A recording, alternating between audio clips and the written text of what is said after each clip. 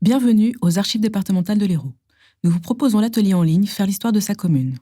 La plupart des tutoriels composant l'atelier ainsi qu'une vidéo introductive contenant le programme sont déjà en ligne sur notre site. Ils sont accessibles depuis la rubrique Formation et accompagnement. Ce nouveau module thématique a pour sujet l'histoire ethnographique des communes. Ils seront détaillées les séries dans lesquelles sont classées les archives qui vous permettront d'appréhender l'histoire des communes par le biais du quotidien des habitants, de leurs activités, leur mode de vie, leurs coutumes. Pour vous présenter les fonds d'archives qu'il est utile et pertinent de consulter lorsque l'on souhaite faire l'histoire ethnographique d'une commune, nous allons reprendre successivement les deux cadres de classement dans lesquels vous devrez vous orienter.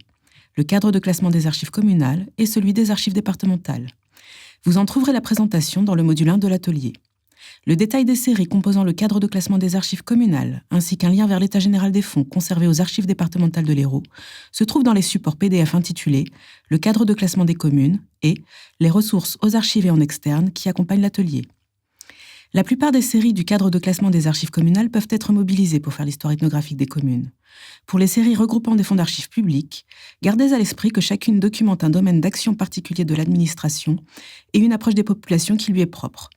Par exemple, après la Révolution, de nombreuses archives exploitables sont produites par la préfecture. Au travers de ces documents, c'est une vision très statistique et très centrée sur le contrôle et la surveillance qui se donne à voir. Les différentes administrations construisent également des catégories de population, selon des critères et une logique qui leur sont propres. Population à éduquer, surveiller, réprimer ou encore assister. Précisons enfin que les personnes engagées dans une étude d'ordre généalogique trouveront ici de nombreuses pistes de recherche.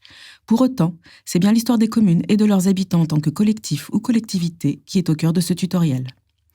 La première source à exploiter dans le cadre de votre recherche, ce sont les archives produites par les communes elles-mêmes.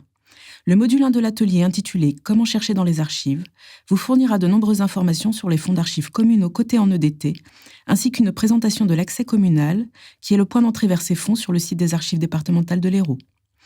Dans la mesure où, comme nous l'avons indiqué précédemment, selon le domaine d'intervention de l'administration, le quotidien des habitants sera abordé sous un angle particulier, nous vous proposons pour ce tutoriel une présentation thématique des séries d'archives à consulter dans le cadre de classement des archives communales. Combien y a-t-il d'habitants dans les communes? Qui sont-ils? Qu'est-ce qui caractérise ces populations et les groupes qui les composent? De très nombreux documents d'archives répartis dans différentes séries peuvent apporter des réponses à ces questions. Si le recensement de la population acquiert un caractère systématique au XIXe siècle, grâce au développement de la statistique dès le XVIIIe siècle et à son appropriation par l'administration, la collecte d'informations sur les populations est une pratique ancienne dont témoignent les archives. Pour la période antérieure à 1790, plusieurs typologies documentaires sont exploitables. En premier lieu, les actes du pouvoir central relatifs au nombre de feux, autrement dit de foyers, et leur augmentation ou diminution. L'enjeu de ce décompte étant de fixer le nombre de contribuables soumis à l'impôt dû au roi, vous trouverez le plus souvent ces évaluations série CC, Finances, Impôts et Comptabilité. Notez que ces documents peuvent également être exploités pour une étude événementielle. Les actes précités sont en effet publiés, notamment lorsque le nombre de feux diminue drastiquement, par exemple suite à une épidémie ou à des faits de guerre. Le roi accorde alors une réduction de l'imposition. Est également conservé en série CC un document emblématique de la France méridionale que nous avons déjà évoqué dans les précédents modules, le Compois. Il recense les propriétaires fonciers et établit une description détaillée de leurs terres et des biens situés sur ces terres afin d'en estimer la valeur et de calculer le montant de la taille auquel ils seront soumis. De ce fait, le Compois est également utile pour appréhender divers groupes sociaux, y compris la noblesse quand elle détient des biens roturiers soumis à l'impôt. Outre la liste des propriétaires dans le terroir d'une commune, les Compois contiennent de nombreuses informations permettant d'étudier la population sous d'autres aspects. Métiers, relations familiales, composition de l'habitat, statut social. Ils ont été numérisés et sont accessibles en ligne. Le cadastre, établi à partir du XIXe siècle, est moins riche en informations et s'appauvrit à mesure que l'administration fiscale se perfectionne et que la documentation cadastrale se standardise. Il est conservé en série G, contribution, administration financière. Pour la période postérieure à 1790, vous aurez également accès en série F, population, économie sociale, statistique, au recensement de la population réalisé entre 1836 et 1975. Établis à des fins purement statistiques, ces derniers sont beaucoup plus complets et précis que la documentation à visée fiscale. Ils contiennent de nombreuses informations. Dans tous les cas, le nom, le prénom, l'adresse, la profession des personnes recensées. Et selon l'époque, l'état civil, l'âge ou la date de naissance, la nationalité, la position dans le ménage, le lieu de naissance, entre autres. Ces recensements sont consultables en ligne en libre accès jusqu'en 1936, puis en accès réservé, compte tenu des données personnelles qu'ils contiennent. La série F comprend également une sous-série 5F, Statistiques générales, dans laquelle vous trouverez les documents produits par la Commission cantonale de statistique créée en 1852. États statistiques généraux ou plus ciblés sur les indigents par exemple, questionnaires correspondant sur l'état de la population dans les communes. D'autres outils sont à votre disposition pour évaluer la population d'une commune et ses caractéristiques. D'autres séries peuvent être mobilisées. C'est le cas des registres paroissiaux tenus par les curés à partir du XVIe siècle dans certaines communes, puis dans la plupart d'entre elles au XVIIe siècle. Ils sont conservés en série GG, culte, instruction publique, assistance publique, et constituent une source d'informations essentielle sur la population de confession catholique. Comme les compois, ils permettent en outre d'étudier de nombreux aspects de la vie locale. Patronymie, choix des prénoms, relations familiales, profession, instruction. Plus rarement, mais de manière notoire, des événements peuvent y être consignés par le curé. Visite de l'évêque, catastrophe naturelle, accident. À partir de 1790, les registres d'état civil sont tenus par les maires. Ils s'accompagnent de tables décennales qui facilitent les recherches. Ces documents sont conservés en série E, état civil. Ils ont été numérisés et sont accessibles en ligne depuis l'accès communal ou depuis le formulaire dédié. D'autres typologies documentaires vous permettront d'appréhender certaines catégories de la population. C'est le cas des archives produites dans le cadre du recrutement militaire, classées en série EE pour la période antérieure à 1790 et en série H après cette date. Ils sont notamment conservés des listes de recensement des hommes adultes mobilisables qui peuvent contenir une description anthropométrique de l'individu ou des informations sur son lieu de résidence et sa profession, par exemple. Quant aux archives électorales produites à partir de 1790 et classées en série K, élections et personnel, elles contiennent des informations sur les personnes admises à voter. Catégorie qui fluctue bien évidemment selon les époques.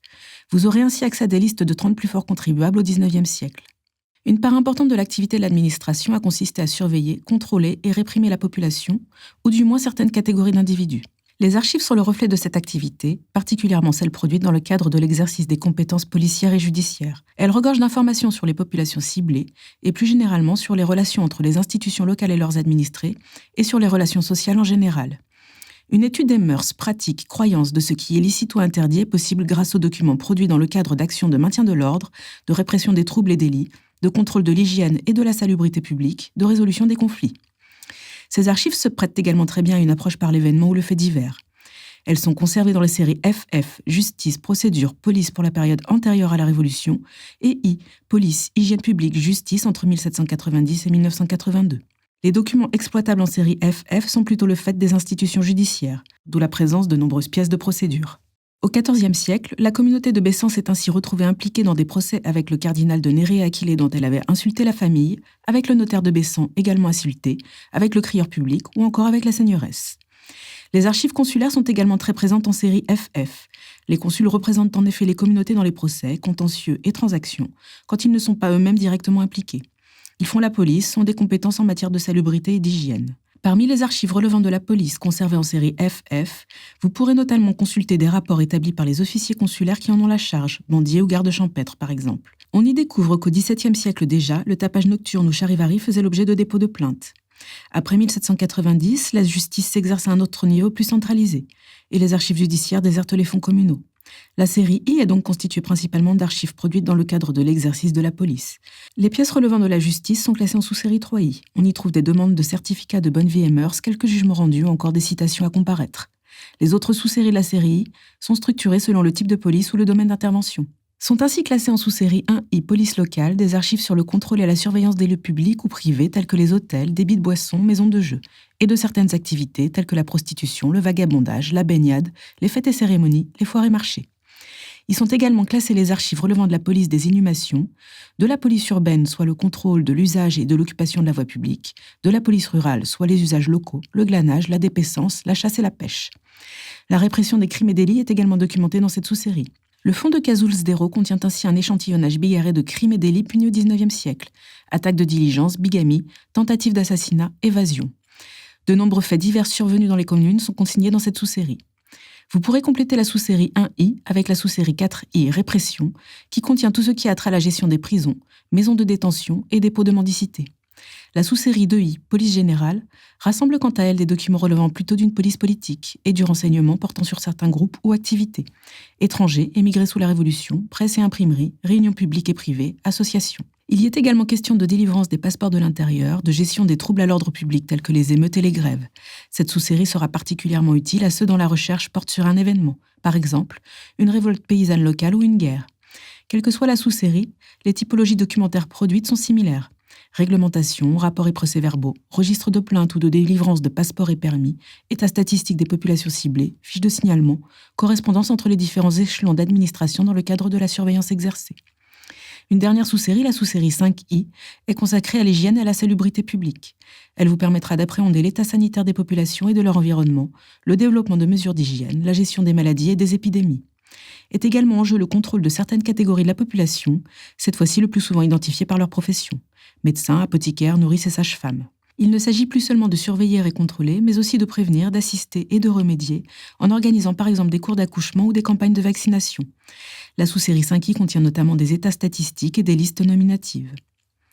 Pour la période antérieure à la Révolution, grâce à la série GG, culte, instruction publique, assistance publique, vous appréhenderez d'autres aspects du quotidien des habitants tels que l'éducation ou des sujets déjà évoqués en série F, F et I comme la santé, mais sous un autre angle. Avant 1790, la paroisse est un maillon essentiel de l'administration des communautés. L'institution religieuse est également très présente dans de nombreux aspects du quotidien des habitants.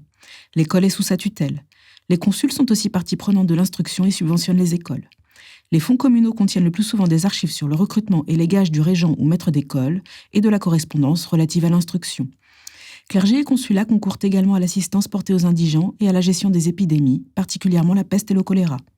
À partir du XVIIIe siècle, les consuls sont évincés de la gestion des pauvres avec la création d'hôpitaux généraux. L'Église reste en revanche très présente dans ce domaine et gère le plus souvent les institutions de bienfaisance. Vous pourrez ainsi consulter en série GG les archives du Bureau des pauvres, de l'hospice ou encore de la fabrique, cette dernière très implantée dans la vie des paroisses. Vous pourrez exploiter leurs registres de délibération, budget et comptes, des documents sur la gestion de leur personnel, de leurs biens et revenus, des listes de bénéficiaires d'aide. On notera en particulier les archives produites dans le cadre de la gestion des nombreux dons et legs faits par la population en leur faveur. Après la Révolution, d'autres institutions prennent le relais du clergé. Leurs archives sont classées en série Q, assistance et prévoyance. Les sous-séries de la série Q sont organisées selon le type d'institution ou le domaine d'intervention.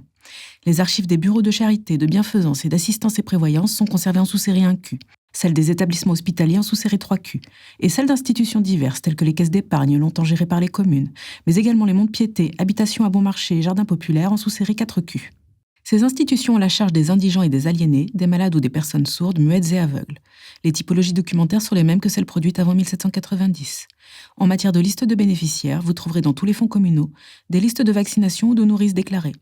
Quant aux sous-séries 2Q et 5Q, elles ciblent des domaines d'intervention ou des types de mesures. Les œuvres charitables pour la première et les lois d'assistance et prévoyance pour la seconde. Les actions recensées dans le cadre des œuvres charitables sont très diverses: fourneaux économiques, asiles de nuit et refuges, soupes populaires.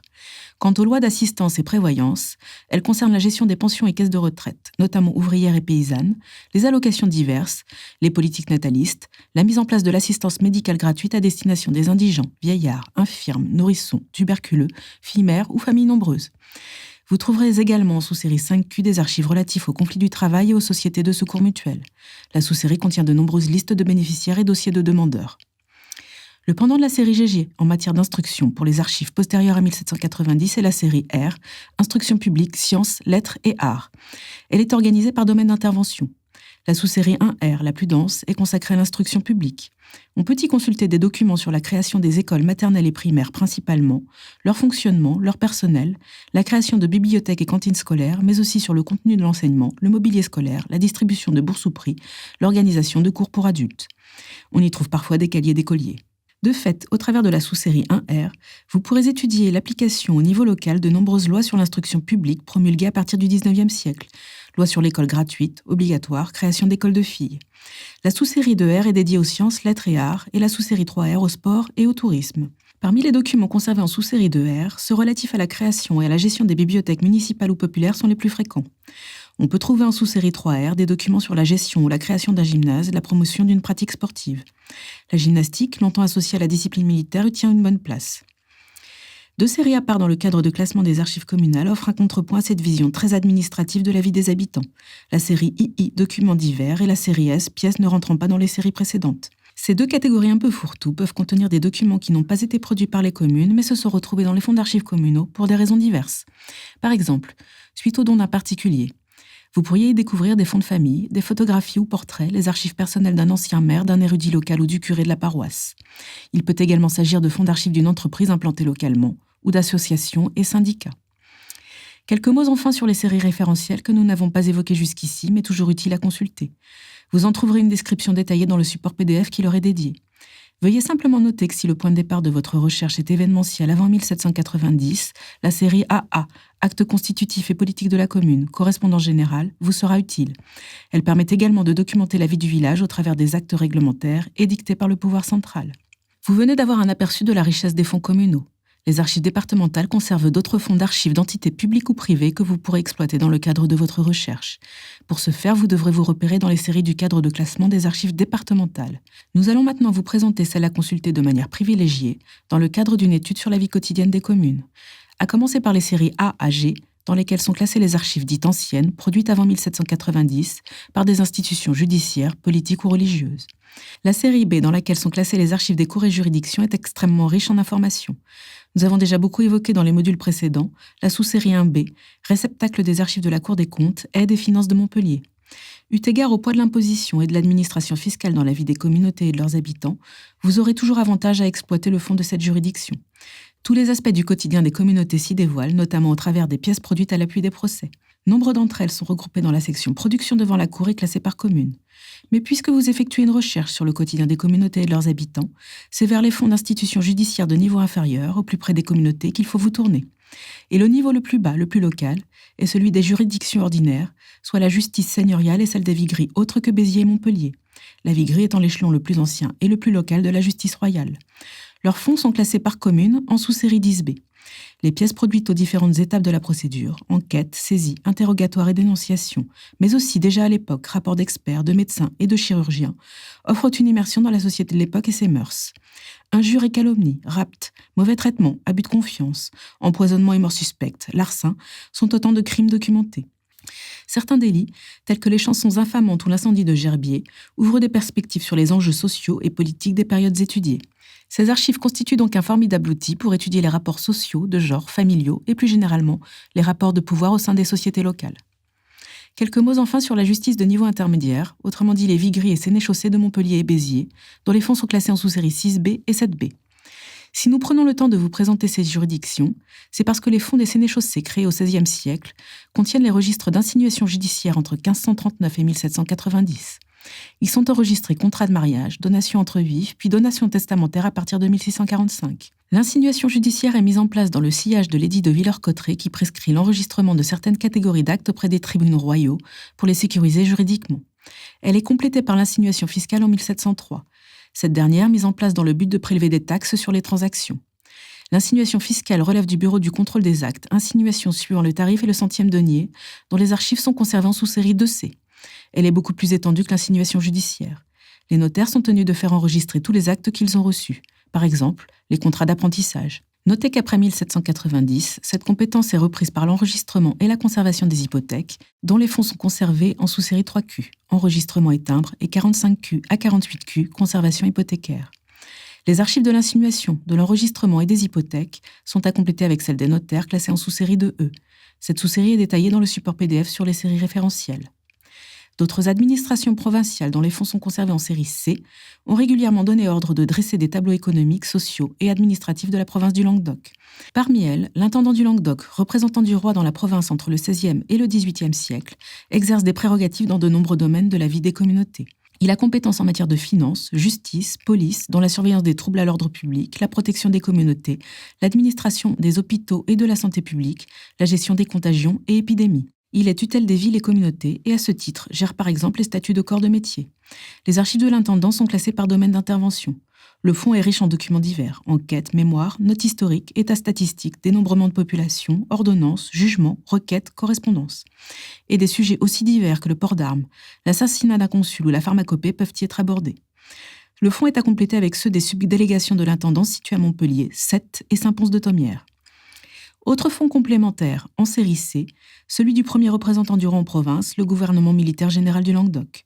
Le gouverneur a exercé des compétences civiles, notamment en matière de police, justice et maintien de l'ordre. Une partie du fonds décrit son activité de renseignement pour le compte du roi. Une autre partie, relative aux relations avec les États du Languedoc et les institutions de la province, comprend notamment un ensemble remarquable de mémoires sur les diocèses, découlant de l'activité de renseignement des subdélégués du gouverneur au profit de ce dernier. Une troisième partie intitulée Police, justice et ordre public contient des collections de plaintes et placés classées par diocèse. Enfin, il est toujours utile de consulter le fonds des États du Languedoc en série C. Cette administration provinciale n'émanant pas du pouvoir central se réunit périodiquement autour des sénéchaux pour répartir la levée de l'impôt royal direct. Au travers de la répartition de l'imposition et des contestations qu'elle peut susciter, c'est tout un pan de la vie des communautés qui se donne à voir. Parmi les documents exploités dans le cadre d'une recherche sur l'histoire ethnographique des communes, ciblez les doléances présentées annuellement au roi par les députés des États entre 1424 et 1789, le roi se devant de répondre. Sa réponse est inscrite en marge des cahiers de doléances. La fiscalité n'était pas la seule compétence des États. Ils avaient également des prérogatives sociétales et d'administration de la province. Ils ont établi des dénombrements de feux, des états statistiques, des mémoires sur l'administration et l'histoire locale, des rapports sur la mendicité, les hospices, les privilèges, l'enseignement, les arts, les prisons.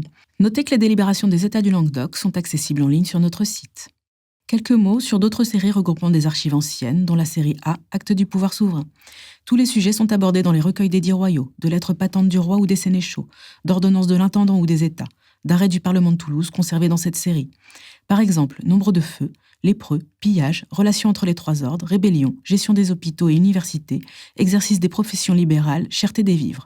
Pour ceux effectuant une recherche sur la vie intellectuelle, la série D, Instruction publique, sciences et arts regroupe des archives d'institutions principalement établies à Montpellier. Parmi elles, l'école de droit de médecine et des arts créée en 1249 et supprimée en 1793, mais également les fonds des sociétés savantes comme la Société royale des sciences de Montpellier, fondée en 1706, également supprimée en 1793. Enfin, nous ne ferons que signaler ici les séries G, clergé séculier, et H, clergé régulier, qui seront présentées en détail dans le prochain module sur l'histoire religieuse. Ayez simplement en tête que ces deux séries sont incontournables dans le cadre d'une recherche sur l'histoire ethnographique des communes, particulièrement lorsque cette recherche porte sur une communauté dont la seigneurie est exercée par le pouvoir religieux, comme Saint-Guillaume-le-Désert, fief de l'abbaye bénédictine.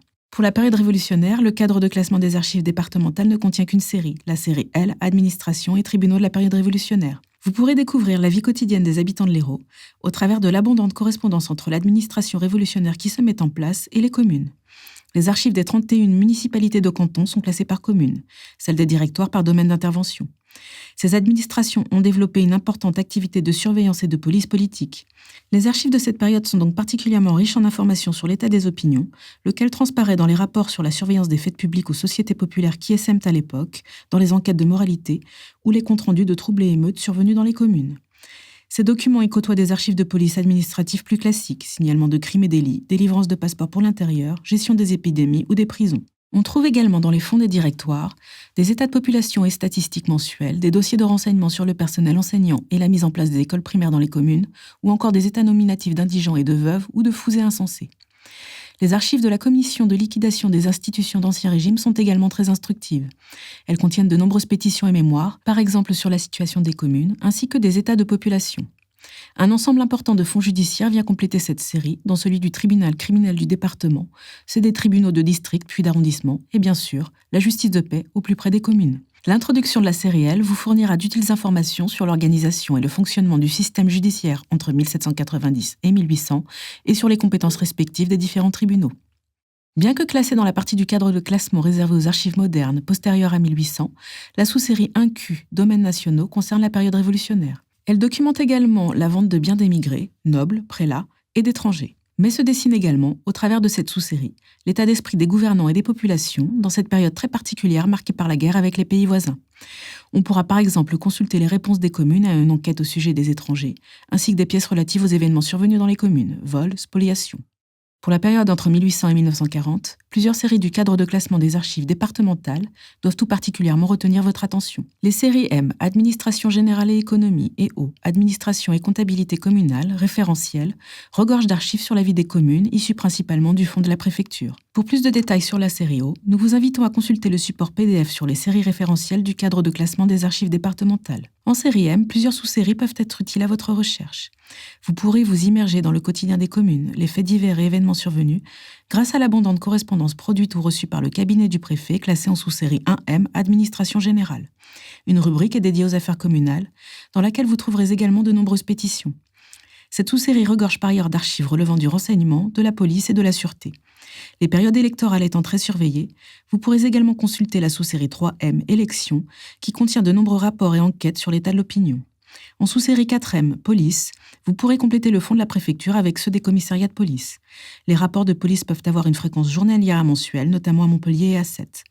La police des mœurs est bien représentée. Contrôle de la prostitution, notamment sous un angle sanitaire, répression des publications obscènes et outrage aux mœurs.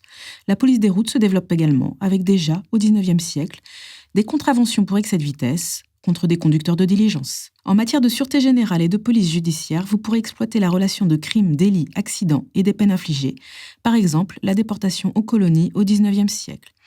Les dossiers de surveillance contiennent les pièces collectées par la police, tracts, affiches, coupures de presse. La sous-série 5M, santé publique et hygiène, regroupe les archives ayant trait aux politiques de salubrité publique, à la lutte contre les épidémies, particulièrement le choléra, et renseigne sur les professions médicales et paramédicales. Les tableaux de recensement et de mouvement de population qui composent la sous-série 6M, population, économie, statistiques, viendront compléter ceux conservés dans les fonds communaux. On y trouve également des documents relevant de l'état civil, par exemple, cahier trimestriel de relevé de décès, tableau de mariage. Des tables décennales accessibles en ligne complètent celles conservées en commune. L'exploitation des archives policières peut être prolongée par celle des fonds judiciaires en série U. Les archives de la série U sont très riches mais ne contiennent que des dossiers individuels. Aucun classement par commune n'y est opéré. Il est donc plus difficile d'exploiter cette sous-série pour faire l'histoire ethnographique d'une commune. Seules les exceptions, les dossiers du fonds du tribunal criminel en sous-série de U. Ils contiennent les noms des communes dans lesquelles se sont déroulés les faits jugés. Et les dossiers de procédure des juridictions d'exception en sous-série 7U, classés par commune. Ces juridictions, établies dans certains départements par le pouvoir central dans la première moitié du XIXe siècle, sont donc d'un intérêt particulier. Ainsi, le tribunal criminel spécial, renommé Cour de justice criminelle spéciale puis Cour prévôtale en 1815, est compétent pour des crimes de droit commun tels que le brigandage, le vagabondage, la fausse monnaie, les rassemblements séditieux, les violences. Les fonds des 36 justices de paix et tribunaux de simple police classés en sous-série 4U doivent tout particulièrement retenir votre attention dans le cadre de ce tutoriel. Au civil sont jugés les petits litiges de la vie quotidienne, affaires personnelles, familiales ou mobilières, conflits de voisinage ou du travail. Vous pourrez consulter les minutes des jugements et les plumitifs rédigés par les greffiers. Dans le domaine de l'enseignement général, affaires culturelles, sport, l'action de la préfecture est documentée dans la série T, laquelle se compose de 6 sous-séries. En sous-série 1T, enseignement général, les archives produites par la préfecture reflètent les attributions de l'État en matière de développement de l'instruction publique, principalement primaire, création et suppression d'écoles, surveillance des établissements publics et privés et de leur personnel, vie scolaire. La sous-série contient les fonds d'autres institutions dans lesquelles vous trouverez des informations sur l'organisation de la vie scolaire ou encore le contenu de l'enseignement. Dans les fonds du rectorat de Montpellier créé en 1807 et de l'inspection académique, échelon départemental du rectorat, vous pourrez exploiter des comptes rendus de visite des écoles et des rapports sur le personnel des écoles primaires et leur intégration dans les communes. Les fonds des établissements d'enseignement rassemblent les archives d'écoles communales du département classées par commune. Ils contiennent essentiellement des registres de matricules, d'appels journaliers ou des notes mensuelles. Les autres sous-séries de la série T vous ouvriront des perspectives sur la vie culturelle et intellectuelle au XIXe siècle et dans la première moitié du XXe siècle. Parmi elles, la sous-série 4T, Affaires culturelles, contient des archives produites par la préfecture dans le cadre de ses missions de gestion et d'administration de la culture et des établissements culturels. En matière d'assistance et prévoyance sociale, la série X complète parfaitement la série Q des fonds communaux. Les archives classées en sous-série 1X, administration hospitalière, et 2X, bureau de bienfaisance, sont le fruit du contrôle exercé par le préfet sur ces établissements. Ces sous-séries contiennent donc des pièces comptables, mais peu de dossiers médicaux ou états statistiques. Notez que l'administration hospitalière englobe les asiles, sanatoriums, mont-de-piété, crèches, pouponnières et maternités, écoles pour infirmiers, sages-femmes, sourds, muets et aveugles. Pour compléter la sous-série 1X, il vous faudra consulter les fonds des établissements hospitaliers conservés sous la cote HDT dans la partie du cadre de classement des archives départementales réservée aux archives publiques couvrant toute période. Les sous-séries 3X à 5X sont consacrées respectivement aux lois d'assistance, de prévoyance et d'assurance sociale. Les archives de la préfecture permettent de documenter l'application locale de lois sociales antérieures à la création de la sécurité sociale en 1945. À titre d'exemple, la sous-série 3X met en lumière les politiques d'assistance pratiquées entre l'an 8 et 1940 à l'égard des enfants, de leurs nourrices, des femmes en couche, des pauvres, des indigents, des vieillards, des infirmes et des incurables. Les typologies documentaires diffèrent selon le type d'assistance. Pour les enfants trouvés, on pourra par exemple consulter les registres d'admission dans des établissements de placement, mais aussi de nombreuses lettres d'enfants, de parents ou de tuteurs, et l'historique des placements d'enfants en nourrice.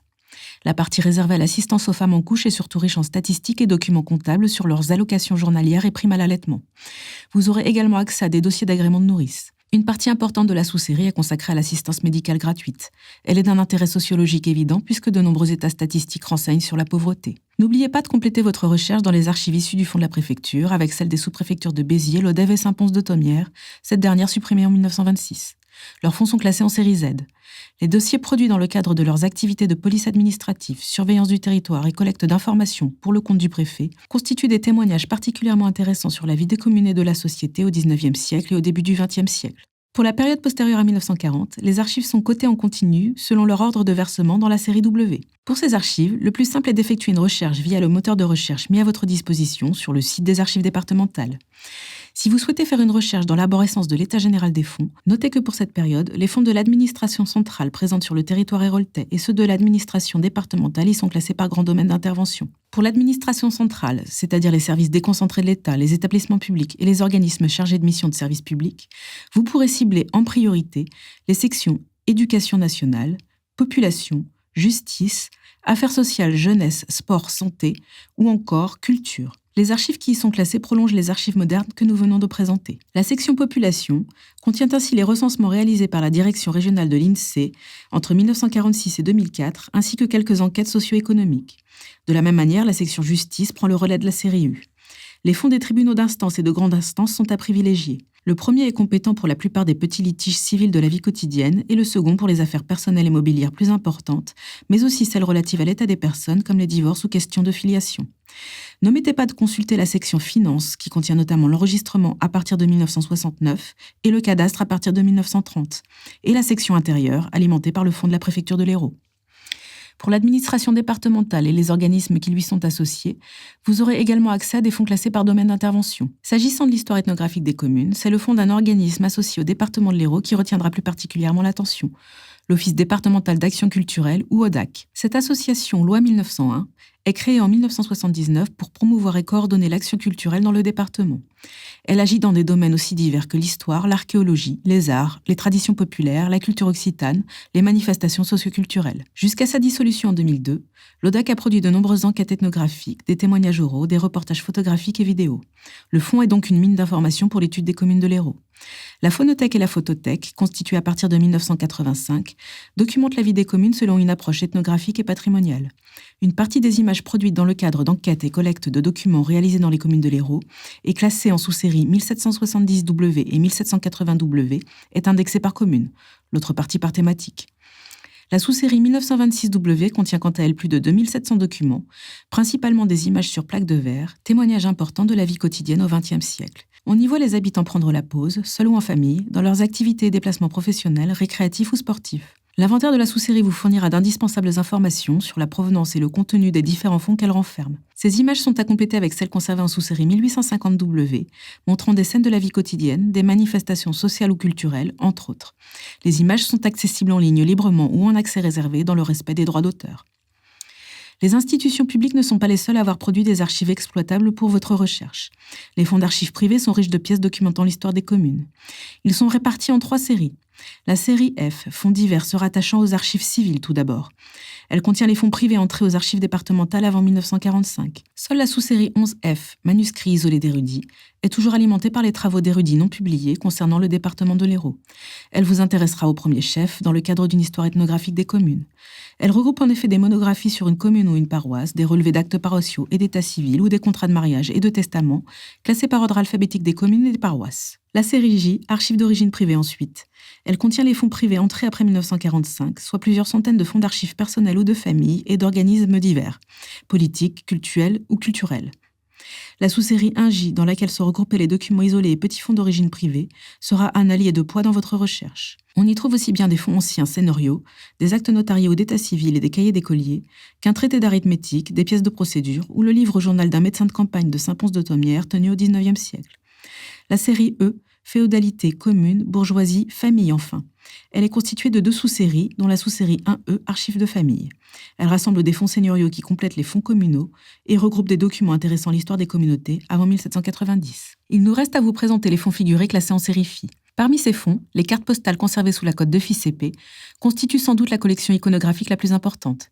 Celles associées aux communes sont consultables en ligne depuis l'accès communal. Elles connaissent leur âge d'or entre la fin du XIXe siècle et la première moitié du XXe siècle et permettent donc de documenter des sujets associés à cette période comme le développement du tourisme et des loisirs. Que faisait-on à Palavas-les-Flots au début du XXe siècle ? On se promenait sur la jetée ou en barque, toujours en tenue du dimanche. On prenait des bains de mer ou des bains de soleil, on admirait la pêche du jour. Et pourquoi pas participer à un concours de pêche à la ligne ou aux joutes ? Et pour bien finir la journée, on se prélassait à la terrasse du casino. Nous voici parvenus au terme de ce module thématique. Nous vous donnons rendez-vous prochainement sur le site des archives départementales de l'Hérault pour le dernier module du tutoriel dédié à l'histoire religieuse des communes.